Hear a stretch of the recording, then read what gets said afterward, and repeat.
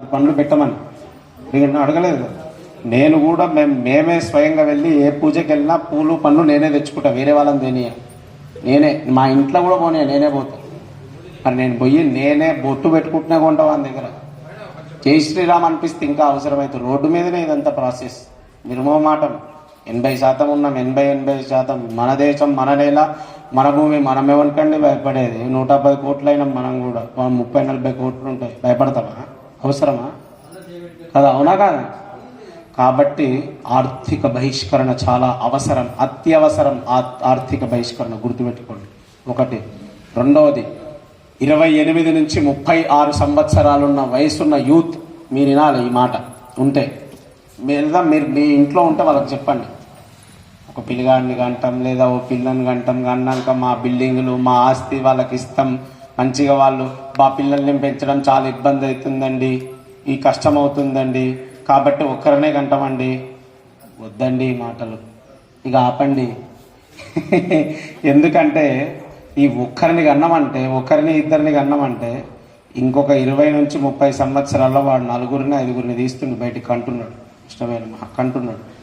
మరి వాడు 4, 5 అయినాక వాళ్ళు దేశం 1947లో అన్యమతస్థుల శాతం కేవలం 5.2% మాత్రమే. భారతదేశంలో 94%తో హిందువులు 94%తో హిందువులు సిక్కులు ఉంటే ఇతర హిందూయేతరులు మొత్తం కలిపిన 6% లేరు.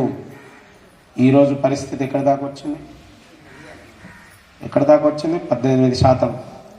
ఇంకా ఇమిగ్రెంట్స్, ఇల్లీగల్, బంగ్లాదేశ్, రోహింగ్యా, బొంగుల్దేశ్ వీళ్ళందరూ కలిపితే ఎంతమంది ఉన్నారు? 40 కోట్ల మంది ఉన్నారు. వాడు నల్గొండలో కూడా తిరుగుతుంటాడు, ఉన్నాడు. అంటే పరిస్థితి వాస్తవాలు ఇవన్నీ. నేనేమన్నా అబద్ధం చెప్తున్నానా? నేను కల్పించి మీకేదో రోషం రావాలనో మీకు కోపం రావాలని చెప్తున్నానా? కాదు కదా, వాస్తవం మాట్లాడుకుంటున్నాం అంతే కదా, మనం డిస్కస్ చేస్తున్నాం అంతే. మరి ఇక్కడ మనమేమో ఒక పిల్లల్ని కానీ మనం అంటే మంచి ఆలోచనలే మనదేంటి, ఆర్థికంగా పిల్లలు బాగుంటారు ఈ రకంగా ఆలోచిస్తాం. కానీ అందరూ ఆ విధంగా ఆలోచించట్లేదు కదా.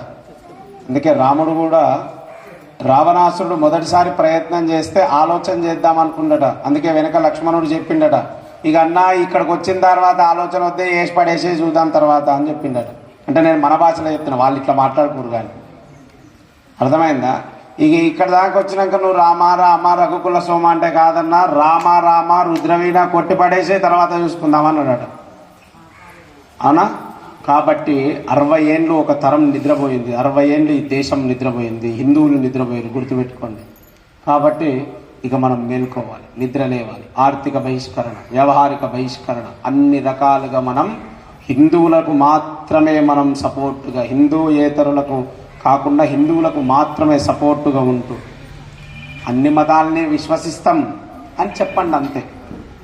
కానీ హిందుత్వాన్ని మాత్రమే పాటించాలి.